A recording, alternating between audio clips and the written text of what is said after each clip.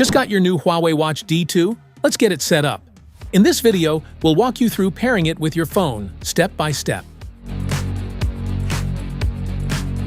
Download the Huawei Health App from the App Gallery, Google Play Store, or App Store and install it.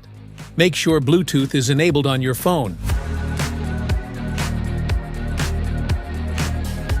Press and hold the side button until the Huawei logo appears.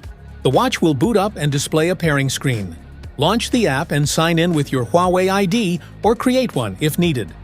Grant necessary permissions for location and Bluetooth access.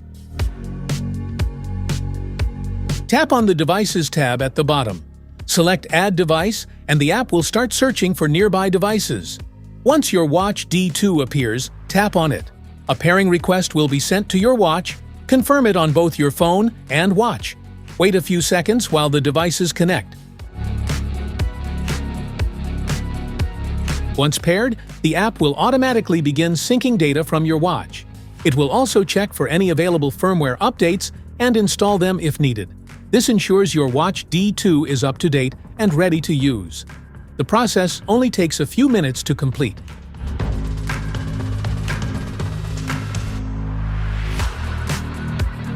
And that's it.